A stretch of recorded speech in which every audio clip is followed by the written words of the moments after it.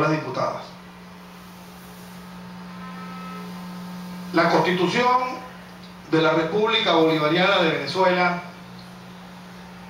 esa que se promulgó en 1999 y que fue aprobada en sendo referéndum por el pueblo venezolano, incorporó en sus artículos 305, 306 y 307 a la agricultura y le dio rango constitucional, cosa que nunca había existido en las constituciones anteriores.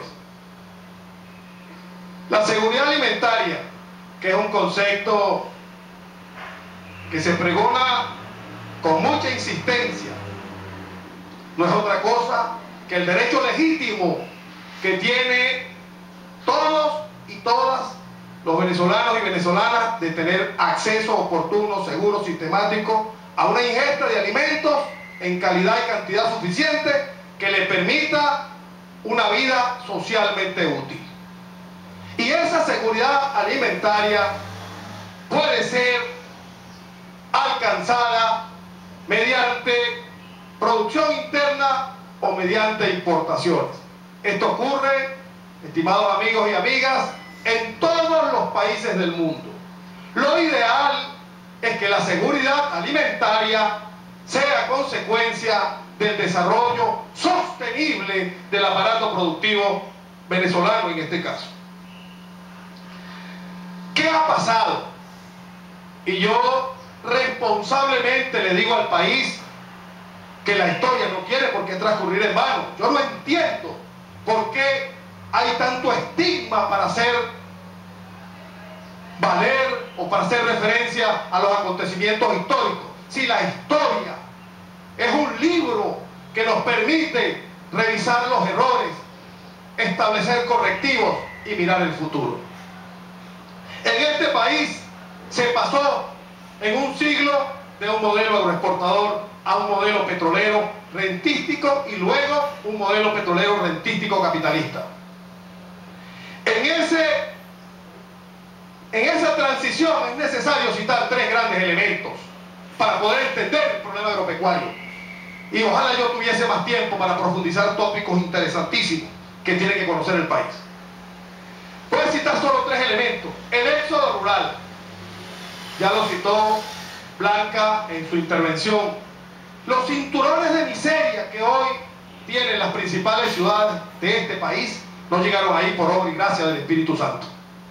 Fueron consecuencia de cómo fueron desplazados los sectores rurales y cómo de alguna manera se configuró la distribución espacial venezolana.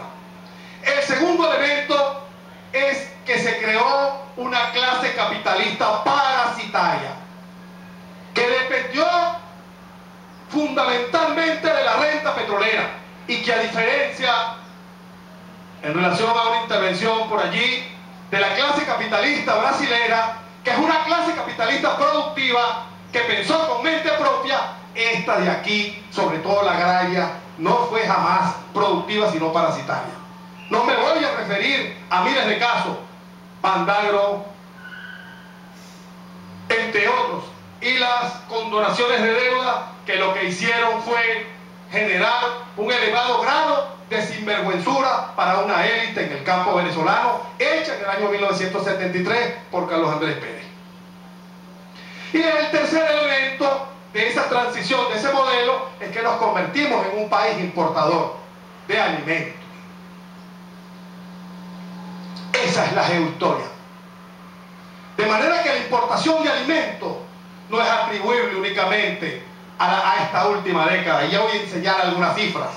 La importación de alimentos tiene su etiología en un modelo, y para que ustedes sepan, los internacionalistas venezolanos, esos que representaron la diplomacia agraria, hicieron que en la Organización Mundial de Comercio apareciera un capítulo donde Venezuela es considerada como un país netamente importador de alimentos, categoría que tiene que ser aplicada a las regiones insulares, y nosotros aparecemos allí.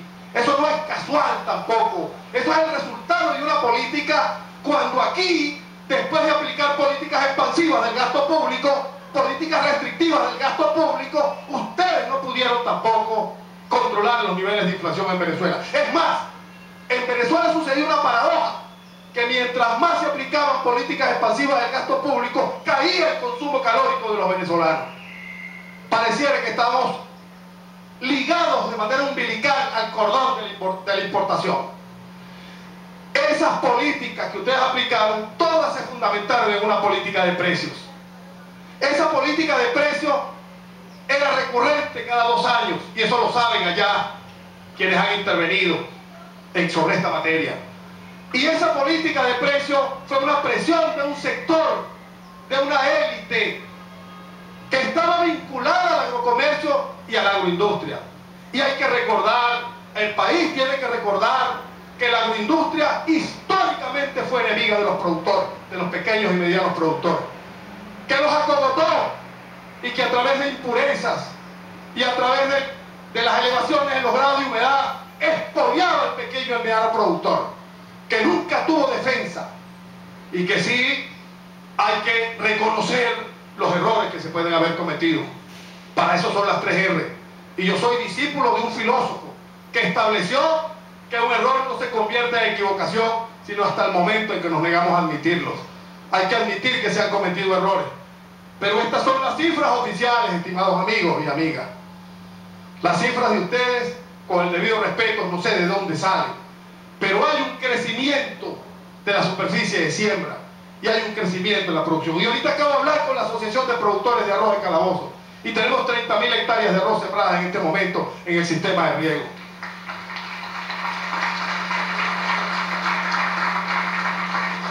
Todas esas políticas en su conjunto no lograron revertir la tendencia importadora.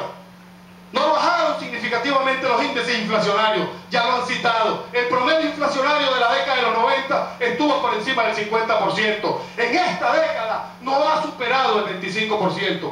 Tampoco se logró la consolidación de un sector agroproductivo eficiente. Los beneficios fueron solo para una élite.